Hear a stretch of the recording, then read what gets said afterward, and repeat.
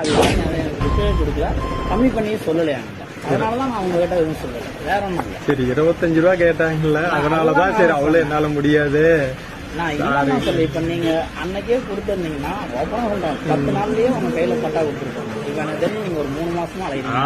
4 மாசம் ஆகி போச்சு. தெரியுதுங்களா? இதுதான் ரீசன், வேற ஒன்றும் இல்லை. தெரியுது சொல்றது எனக்கு தெரியுது. இப்ப நீங்க அந்த அலைஞ்ச தேதிக்கும் இப்ப நீங்க ஒரு இடத்துக்கு வேலைக்கு போயிருந்தீங்கன்னா இது உங்களுக்கு அந்த இதோட இல்ல. அதுக்கப்புறம் அப்ளை பண்ணது, திரும்ப கேன்சல் ஆனது, அங்க போனது, இதெல்லாம் சரி. எனக்கு பேசுறேன் கணக்கு 25 ரூபாய்க்கு மேலேயே எனக்கு இதாயிருக்கும்.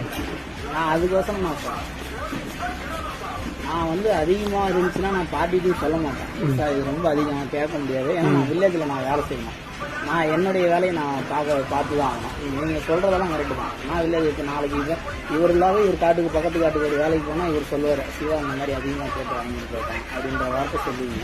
அப்ப அது எனக்குன்னா அது என் பேர் தான் டேமேஜ். அவங்களுக்கெல்லாம் என்ன, ஒரு வருஷம் வந்துட்டு போயிடுவாங்க, ஒரு வருஷம் தான் இருப்பாங்க. அதிகபட்சமா சர்வேர் ஆகட்டும், விஓ 3 வருஷம் இருப்பாரு. அதுக்கு மேல யாருமே இருக்க மாட்டாங்க. நாங்க தான் 10 வருஷம் 5 வருஷம் ஒரே இடத்துல உட்காந்து கிடப்போம். பேர் யாருக்கு ரிப்பேர் ஆனா எங்களுக்கு தான் ரிப்பேர். தெரியுதுங்களா? அதுதான் தெரிஞ்சுக்கிட்டீங்கன்னா சரி, வேற ஒண்ணு. சரி சரிங்க. 4 ரூபா இருக்குது. சரிங்க, சொல்லிடுங்க. அவர்கிட்ட சரி.